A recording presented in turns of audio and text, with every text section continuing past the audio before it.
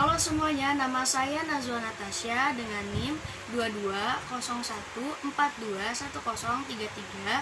dari jurusan Teknik Sipil, Prodi Teknik Konstruksi Gedung dengan kelas 1 TKG 2. Hari ini saya akan memaparkan hasil esai saya dengan judul Terancamnya Eksistensi Bahasa Indonesia di Era Digitalisasi. Pendahuluan 1. Bahasa Indonesia adalah sistem lambang arbiter yang digunakan oleh masyarakat untuk bekerja sama, berinteraksi, dan mengidentifikasi diri dalam bentuk percakapan yang baik, tingkah laku yang baik, dan sopan santun yang baik. Muhammad Tabrani sebagai ketua dalam Kongres Pemuda I menggegas dan mengusulkan bahasa Indonesia sebagai bahasa persatuan. Bahasa Indonesia selain dijadikan sebagai alat komunikasi, bahasa Indonesia juga dijadikan sebagai alat pemersatu. Dengan adanya 37 provinsi yang ada di Indonesia dan 718 bahasa daerah, menjadikan bahasa Indonesia sebagai bahasa pemersatu. Contohnya, jika ada seseorang yang berasal dari Semarang dan ingin melakukan percakapan dengan seseorang yang berasal dari Surabaya, tentunya mereka berdua tidak bisa menggunakan bahasa daerah mereka masing-masing. Dan mereka berdua akan menggunakan bahasa Indonesia untuk memulai percakapannya.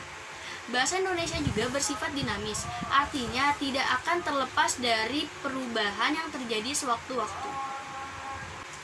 2. Pembahasan bab 1. Pada bab 1 ini akan menerangkan tentang perkembangan bahasa Indonesia. Bahasa mengalami perkembangan setiap zamannya. Bahasa yang awalnya hanya berbentuk lisan saja, kemudian mengalami perkembangan dengan adanya tulisan. Bahasa Indonesia berkembang dari bahasa Melayu, dikarenakan bahasa Melayu digunakan di Asia Tenggara dan dipergunakan juga dalam bahasa perdagangan. Bahkan, bahasa Melayu juga digunakan dalam membuat karya. Karyanya itu digunakan dalam berbagai bidang, diantaranya dalam bidang bahasa. Bahasa Indonesia disahkan sebagai bahasa negara pada tanggal 18 Agustus 1945. Ejaan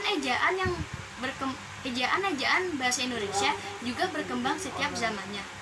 Yang awalnya bahasa Indonesia menggunakan ejaan Van Ophuijsen, kemudian diganti menjadi menggunakan ejaan Suwandi dan diganti lagi menggunakan ejaan Melindo. Bahkan untuk saat ini bahasa Indonesia menggunakan ejaan Devi. Pembahasan bab 2. Pada pembahasan bab 2 ini akan menerangkan tentang eksistensi bahasa Indonesia di kalangan mahasiswa dan juga di kalangan masyarakat.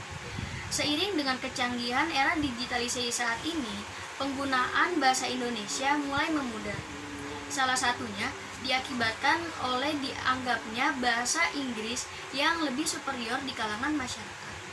Selain itu, banyaknya perusahaan yang mewajibkan bahasa Inggris sebagai kriteria wajib yang dimiliki, sehingga penggunaan bahasa Indonesia di kalangan masyarakat dan juga di kalangan mahasiswa mulai memudar. Oleh karena itu, banyaknya pelajar-pelajar yang menggunakan bahasa Inggris dalam penggunaan sehari-hari yang berdalih untuk mempersiapkan. Selain itu, penggunaan bahasa Inggris juga dianggap lebih ekspresif untuk mengungkapkan perasaan mereka. Pembahasan bab 3. Pada pembahasan bab 3 ini akan menjelaskan tentang dampak positif dan juga dampak negatif era digitalisasi saat ini terhadap ragam bahasa Indonesia. Seiring dengan kecanggihan era digitalisasi, tentu sangat berdampak terhadap ragam bahasa Indonesia, baik dampak positif maupun dampak negatif. Dampak positif yang ditimbulkan, yang pertama, yaitu banyaknya kata-kata serapan yang berasal dari bahasa asing. Hal itu tentu menyebabkan memperkaya kosakata bahasa Indonesia. Untuk dampak positif yang kedua, meningkatnya terjemahan ke dalam bahasa Indonesia. Selain dampak positif, kita juga memiliki dampak negatif. Untuk dampak negatifnya, yang pertama, kurangnya minat untuk mempelajari bahasa Indonesia yang baik dan benar. Untuk dampak negatif yang kedua, banyaknya penggunaan dalam mencampurkan bahasa asing dan bahasa Indonesia dalam percakapan sehari-hari. Pembahasan bab 4. Pada pembahasan bab 4 ini akan menerangkan tentang mengatasi perkembangan dan penggunaan bahasa Indonesia dengan adanya disrupsi digital. Penggunaan dan pengenalan bahasa Indonesia harus dimulai sejak dini. Pengenalannya dengan contoh menggunakan pengenalan karya tulis yang mampu membuai perasaannya, seperti mengenalkan puisi-puisi dengan kata-kata yang indah, serta membacakan novel atau dongeng yang mampu membuai perasaannya.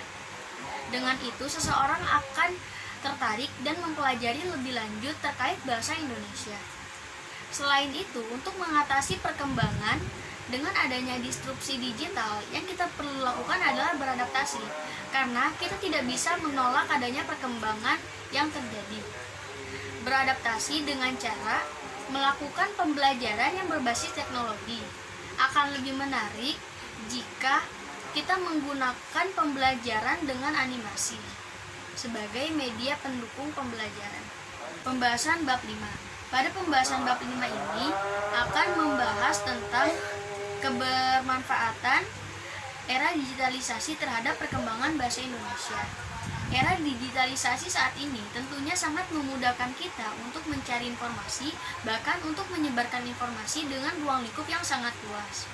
Tidak hanya dapat mencakup satu negara saja, bahkan informasi ini dapat mencakup bahkan sampai penjuru dunia.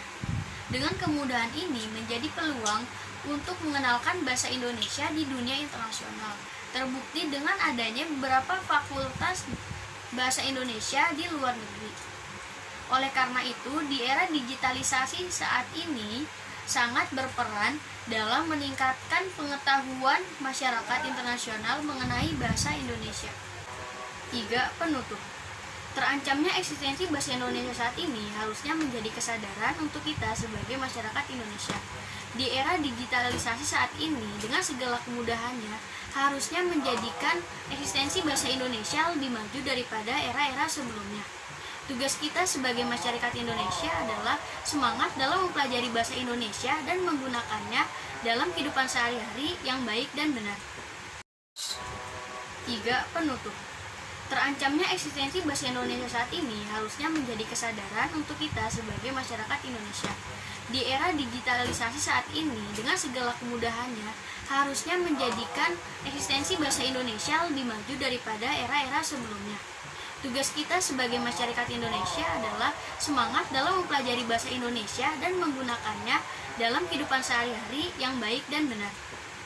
Cukup sekian pemaparan esai yang telah saya buat dengan judul Terancamnya Eksistensi Bahasa Indonesia di Era Digitalisasi Saat Ini. Kurang lebihnya mohon maaf. Wassalamualaikum warahmatullahi wabarakatuh.